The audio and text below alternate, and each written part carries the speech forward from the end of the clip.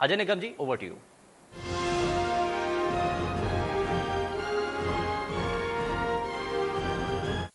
पहुंचे हुए हैं, हरदा मंच की शुरुआत कर रहे हैं। वाकई एक कोरोना काल जो था एक संकट काल था। इस संकट काल में डॉक्टरों का कहीं ना कहीं एक बहुत बड़ी भूमिका थी, क्योंकि भूमिका इसलिए भी थी कि डॉक्टरों को ही मालूम था कि आखिर इसका इलाज कैसे है।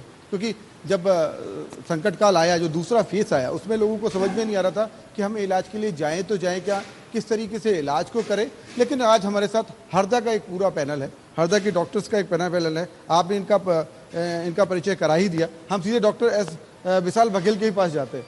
क्या रही चुनौतियां आपके पास सेकंड फेज में? देखिए, जब सेकंड वेव आई हरदा में, तो हरदा में कोरोना के केस देखते देखते 1 2 3 इतने तेजी से बढ़े। मतलब पहले दिन ओपीडी समझ लो मेरी 60-70 थी, दूसरे दिन 100 हो गई, तीसरे दिन 150 से 200 हो गई। मतलब इतने तेजी से केसेस बल्क में बढ़े, हमें समझने और संभलने का बिल्कुल भी मौका नहीं मिला। मतलब जब केसेस की नंबर हम देखते थे टीवी में कि इंदौर में केसेस बढ़ रहे हैं, दिल्ली में केसेस बढ़ रहे हैं, लेकिन जब हरदा में हमने वास्तविकता हमारे सामने केसेस बढ़े तो बहुत सारे संसाधन की हमें अचानक कमी आ गई। जैसे दवाइयों की अचानक कमी आ गई, ऑक्सीजन की अचानक कमी आ गई। तो ये सब शुरुआती दौर में रहा। लेकिन मैं धन्यवाद कहूँगा जिला प्रशासन का, हमारे सरकारी अस्पताल के डॉक्टर्स लोगों का और सभी का, कि हमने एक टीम वर्क में इसको काम को अंजाम दिया और काफ़ी हद तक हम कोरोना पे जीत पाने में सक्सेस हुए। क्योंकि कैजुअलिटी हुई है, मैं मानता हूँ कोरोना के कारण हरदा में भी बहुत लोगों की मृत्यु हुई है, लेकिन एक प्राइवेट अस्पताल तथा सरकारी अस्पताल दोनों ने समन्वय साथ के प्रशासन के साथ मिलके हमने कोरोना से एक अच्छी जंग लड़ी हरदा में।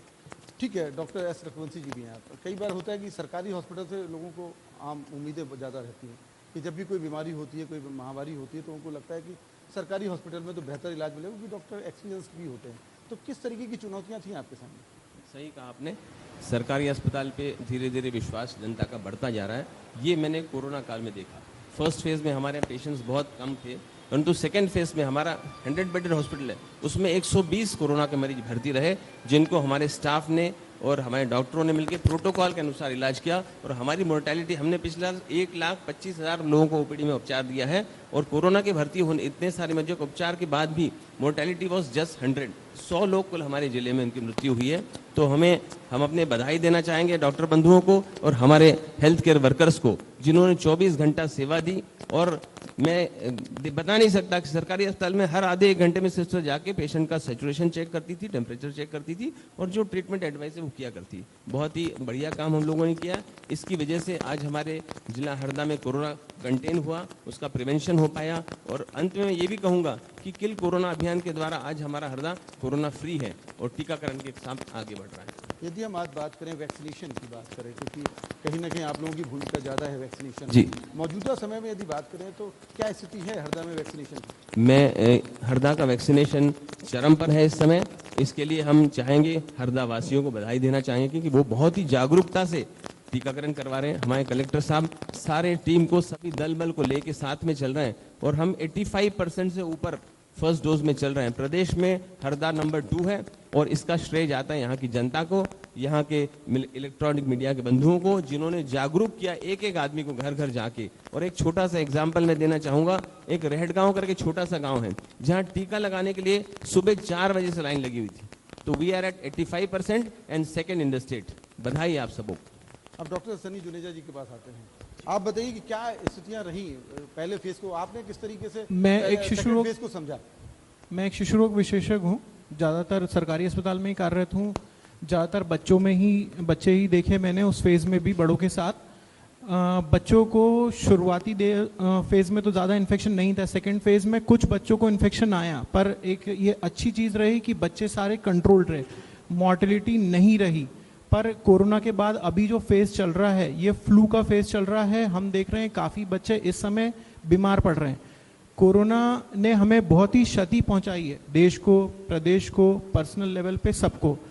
पर कोरोना हमें कुछ सीख दे के गया है। जैसे हर साल फ्लू होता था, कोरोना ने हमें बताया कि हमें, जो प्रदेश सरकार ने या देश की सरकार ने हमें बताया कि 6 मीटर दूरी बना के रखना है, मास्क लगा के रखना है। तो हम यही कहेंगे कि आगे भी हमें, ये कोरोना तो ख़त्म हो जाएगा या हो रहा है, पर आगे हर साल बरसात के मौसम में फ्लू फैलता है बच्चों में, और हमें ये सावधानियां हर साल बरतनी है, ना कि सिर्फ इसी साल या कोरोना के साथ ख़त्म करनी है। कि हर साल हमें बच्चों से, अगर हम बीमार हैं तो दूर रहना है, हाथ धोकर बच्चों को हाथ लगाना है। अगर एक बच्चा बीमार हो रहा है घर में तो हमें दूसरे बच्चों से उसको अलग रखना है, क्योंकि फ्लू एक बच्चे से दूसरे बच्चे को फैलता है।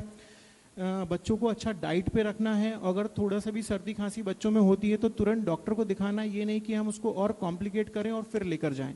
हम समय पर दिखाएं, समय पर परामर्श लें और समय पर उनका इलाज कराएं, ताकि स्थिति हमारे कंट्रोल में रहे। कहा जा रहा है ना कि थर्ड फेज होगा जो बच्चों के लिए कहीं ना कहीं खतरनाक जी। होगा, तो किस तरीके की एडवाइस है, जो कि हमारे दर्शक बड़े संख्या में देख रहे हैं इस पूरे प्रोग्राम को, तो उनको किस तरीके की एडवाइस देना चाहेंगे? देखिए, जैसे हम देख रहे हैं कि बड़े तो सब वैक्सीनेटेड हैं, तो जैसे कि हम बड़े वैक्सीनेटेड हैं तो हमारे अंदर एक इम्यून सिस्टम डेवलप हो गया है, क्योंकि ये वैक्सीन एक वायरस ही होता है जिसको हम लेबोरेटरी में प्योर करके आपको देते हैं। तो बड़ों का तो हमने इम्यून सिस्टम डेवलप कर दिया, पर बच्चों को हमने इम्यून सिस्टम नहीं दिया, क्योंकि अभी वैक्सीन बच्चों के लिए नहीं आई है।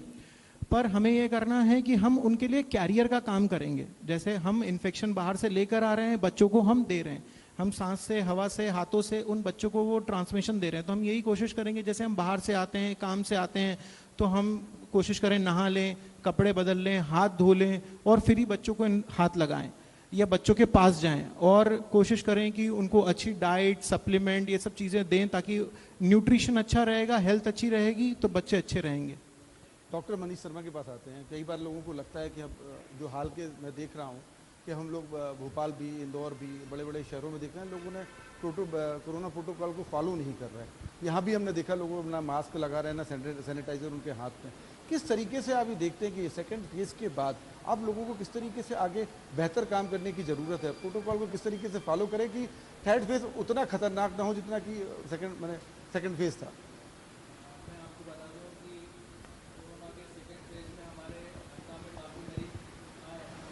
परंतु हमने गवर्नमेंट के जो स्ट्रिक्ट प्रोटोकॉल के अनुसार काम किया, तो आज हरदा कंपेरेटिवली प्रदेश में दिल्ली में है, यहाँ भी दिल्ली की काफ़ी कम हुई है और काफ़ी मरीज स्वस्थ होकर अपने घर गए।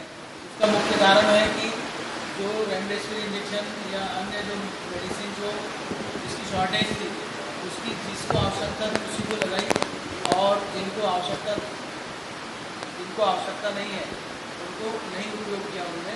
इस कारण से हमने प्रोटोकॉल का पालन करके कई लोगों को बचाया। अब आने वाले समय में हम लोग सतर्क हैं। हमारे यहाँ पर्याप्त ऑक्सीजन की व्यवस्था है, हमारे पास करीब 150 से 200 ऑक्सीजन बेड है और प्रतिदिन काफ़ी ऑक्सीजन के हम कृत्रिम बेड भी हम उपलब्ध करा लेंगे। तो इस प्रकार से आने वाले समय में जो थर्ड वेव आती भी है तो हम लोग उससे लड़ने के लिए बिल्कुल तैयार हैं। हमारे पास में दवाइयाँ, ऑक्सीजन और मैन पावर सबकी पूरी व्यवस्था है। अब सबसे अच्छी बात है, कोरोना के सेकंड फेज में पब्लिक, सोशल वर्कर, मीडिया, ये इनकी अहम भूमिका रही। ये सब जागरूक हो गए और इन पब्लिक में भी काफ़ी अवेयरनेस है कि अब थर्ड वेव से हमें किस प्रकार से लड़ना है। तो थर्ड वेव आएगी, भगवान करे नहीं आए, क्योंकि हमारे प्रदेश हरदा जिले के अंदर काफ़ी लोग वैक्सीनेटेड हो गए हैं। हाइजीन कैसे रखना, मास्क पहनना इत्यादि सब वो सीख गए हैं। तो प्रकोप, अगर थर्ड वेव आती भी है तो उसका प्रकोप काफ़ी कम रहेगा, और रहेगा तो हमारा स्वास्थ्य विभाग, हमारे चिकित्सक, प्राइवेट चिकित्सक सब लोग इससे लड़ने के लिए काफ़ी तैयार हैं। डॉक्टर एस रघुवंशी जी हैं। कई बार बातचीत होती है कि जो सेकंड फेज हमने देखा, ऑक्सीजन की कमी हुई, इंजेक्शन की कमी हुई, दवाइयों की कमी हुई, हमने थर्ड फेज की क्या तैयारी करके रखी है? बिल्कुल सही कहा। सेकेंड वेव अचानक आई थी, इसलिए हमारे संसाधन थोड़े कम थे। फिर भी हमारे क्षेत्र के माननीय मंत्री महोदय द्वारा हमें सतत ऑक्सीजन सप्लाई की, और मैं बताना चाहूँगा प्रदेश में एक हरदा जिला ऐसा है जहाँ प्राइवेट डॉक्टरों को भी हमारे द्वारा निःशुल्क ऑक्सीजन सप्लाई किया गया। थर्ड वेव की तैयारी में है। हमारे पास 100 बेड है जनरल पेशेंट्स के लिए, 10 बेड का आईसीयू है, 10 बेड का एचडीयू और 80 ऑक्सीजन सप्लाइड बेड है बड़े लोगों के लिए। अब थर्ड वेव में कहते हैं कि बच्चों में इसकी गुंजाइश ज़्यादा रहेगी, तो हम एक पीआईसीयू बनवा रहे हैं 10 बेड का, 20 बेड का एसडीयू बना रहे हैं और 40 बेड का ऑक्सीजन सप्लाई बेड बना रहे हैं। और हमने ये दोनों यूनिट अलग अलग कर रखे हैं कि बच्चों को एक तरफ रखेंगे और बड़े लोगों को एक तरफ रखेंगे। 200 लीटर प्रति मिनट की रफ्तार से ऑक्सीजन बनाने वाला प्लांट हमने लगा दिया है जो एक यूनिट को कैटर करेगा, और 500 लीटर प्रति घंटे की रफ्तार से बनाने वाला ऑक्सीजन प्लांट जो है दूसरे यूनिट का। तो 2 ऑक्सीजन प्लांट हमारे लग गए हैं। अब हम करीब 200 पेशेंट्स को एक बार में कैटर कर पाएंगे, सबसे इंपॉर्टेंट बात है। और मैं तो ये कहना चाहूँगा कि सुविधाएं हमने पूरी बना ली है, प्रशासन ने सारा जोर लगा दिया है, तैयारियां पूरी हो गई है, परंतु फिर भी हम कोशिश ये करें कि हम इसे रोकें थर्ड वेव को। और थर्ड वेव का रोकने का मेरे समझ से तो एक ही तरीका है कि सबसे इंपॉर्टेंट है गर्भवती महिलाओं को आप टीका लगा लीजिए, क्योंकि बच्चे हमेशा माँ के पास रहते हैं और हमने देखा हो हमारे देश में हर माँ के 1 या 2-3 बच्चे होते ही हैं। तो यूली बच्चा पूरे टाइम अपने माँ के साथ रहे और प्रेग्नेंट लेडी का रेजिस्टेंस थोड़ा कम रहता है तो उसको इन्फेक्शन के चांसेस ज़्यादा। उनको अगर हमने टीका 100% लगा लिया तो हमारे बच्चे सेफ हो जाएंगे। सारे बच्चे इसलिए सेफ हो जाएंगे, गर्भवती नहीं है उनकी माता को भी टीका लगना चाहिए। और सबसे बड़ी बात ये, एक डोज लगाने से काम नहीं चलेगा। आज हम अपनी तारीफ कर रहे हैं कि हमने जिले में 85% टीके लगा दिए, बट सेकेंड डोज की हम जब बात करते हैं तो हम 25% पे ही हैं। तो हम ये चाहेंगे इस समय आपके मन से ये आह्वान भी करना चाहेंगे प्रदेश के लिए, सभी लोगों के लिए, कि जो सेकेंड डोज लगना बहुत ज़रूरी, उसके बजाय जो पहला टीका लगा उसका कोई विशेष अर्थ नहीं। विशाल वकील जी, कई बार देखा होगा आपने भी, तो क्योंकि इस आपदा को बहुत सारे लोगों ने ऐसा लगा कि उनकी पॉकेट में कितना पैसा आ जाए। हमारे ख्याल से आपने ये हरदा जिले में एक नर्सिंग होम खोल के रखा हुआ, किस तरह की सुविधाएं आपने आम लोगों को दी हैं? देखिए, प्रशासन ने कोरोना की दूसरी लहर आने के बाद तुरंत ही हमें तकरीबन 4 अस्पताल को कोविड अस्पताल घोषित कर दिया था। बहुत से ऐसे पेशेंट भी आए कि जो आर्थिक रूप से कमज़ोर थे, दवाई खरीदने के लिए भी पैसे नहीं थे, पर ऐसे समय में प्राइवेट अस्पतालों ने अपनी मानवता का प्रदर्शन करके उनके बिल में भारी भरकम छूट दी है। कुछ लोगों की मृत्यु हो गई, कुछ पेशेंट्स ऐसे थे कि एक परिवार में 2-2 लोगों की डेथ हुई। उनके अभी भी प्राइवेट अस्पताल में लाखों के बिल पेंडिंग है। हमने कभी अप्रोच नहीं किया। कुछ लोग, समाज सेवी संस्था हरदा में इतनी एक्टिव है कि जिन गरीब लोगों के पास में दवाइयों के पैसे नहीं थे, ऑक्सीजन की व्यवस्था नहीं थी, समाज सेवी संस्थाओं ने चंदा इकट्ठा करके इन लोगों को दवाइयाँ उपलब्ध कराई, ऑक्सीजन उपलब्ध कराए। हमारे हरदा जिले में शासकीय अस्पताल के साथ में प्राइवेट अस्पताल में समाज सेवी संस्थाओं ने निःशुल्क भोजन बांटा है। पूरे कोरोना काल में हमारे स्टाफ, डॉक्टर्स तथा मरीजों के लिए हरदा वासियों ने निःशुल्क खाना दिया। ये बहुत बड़ी बात है।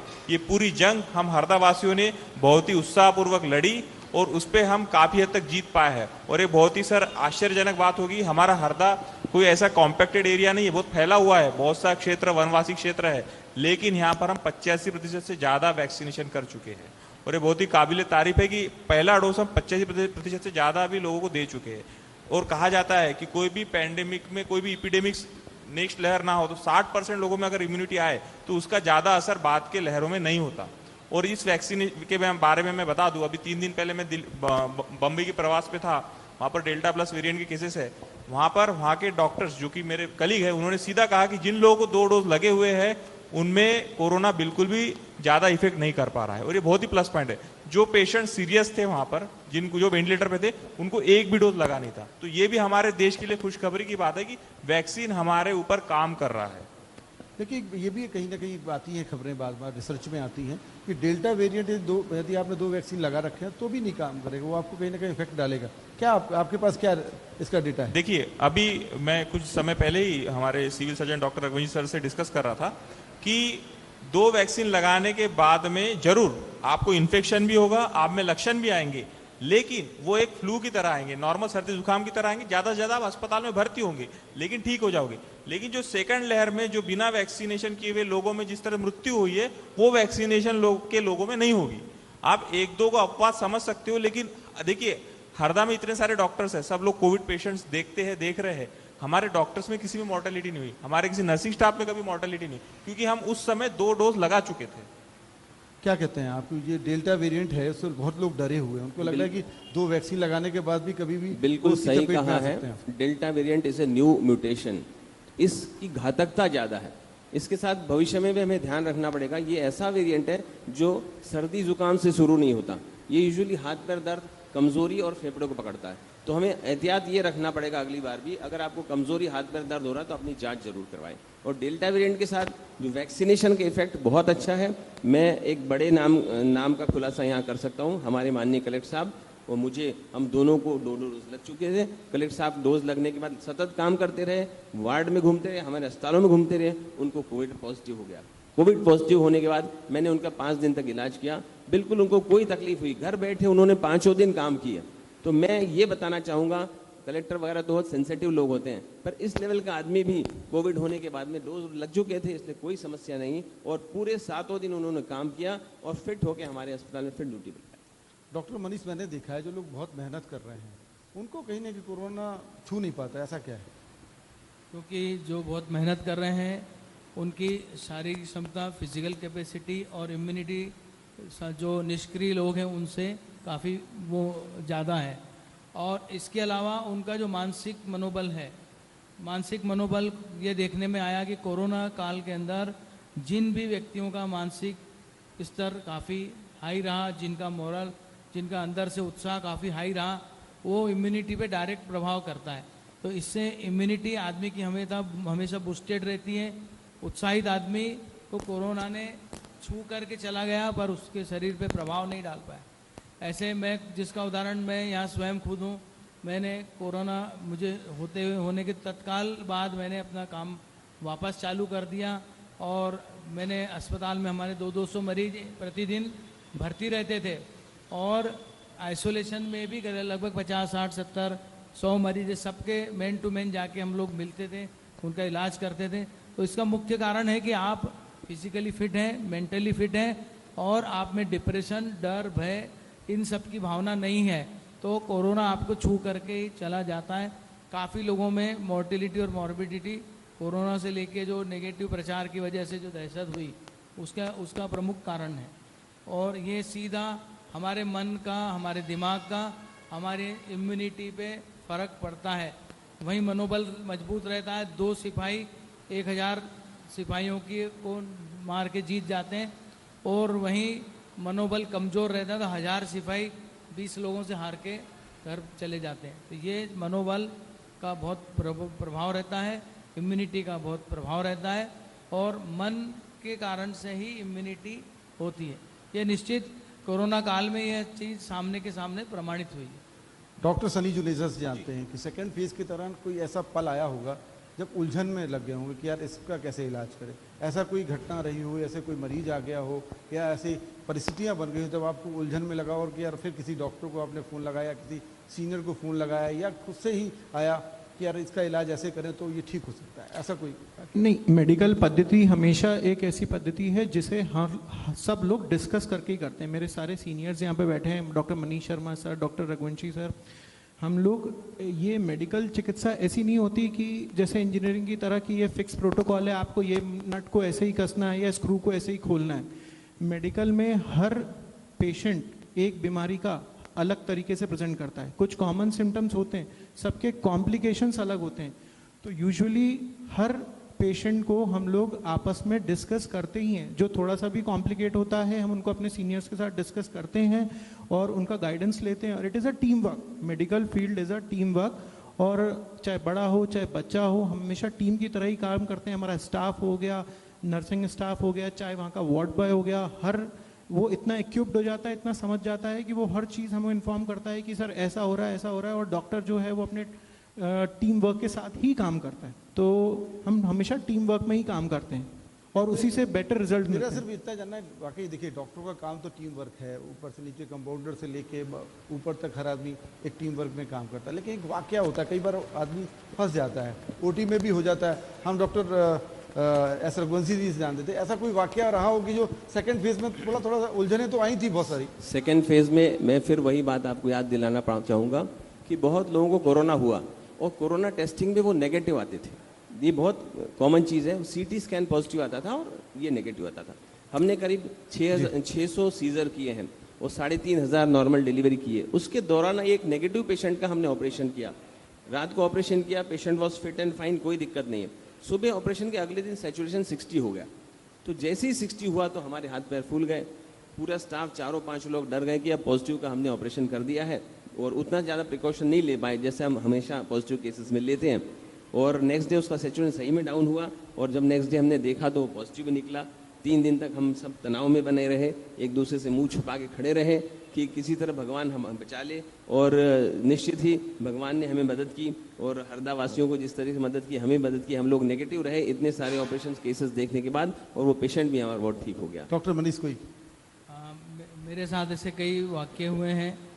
कई बार वही जैसा डॉक्टर रघुवंशी जी ने बताया कि रिपोर्ट नेगेटिव है, सीटी स्कैन में पॉजिटिव आया है, तो इसका ये मतलब होता है कि मरीज को मतलब बीमारी हुए लगभग 10 दिन से ऊपर हो चुके हैं।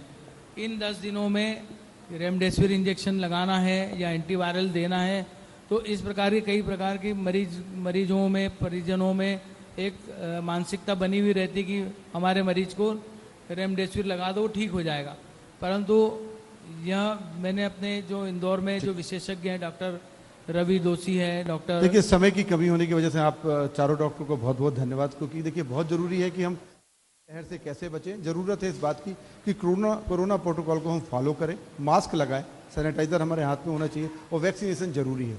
अब हम लेते हैं एक छोटा सा ब्रेक।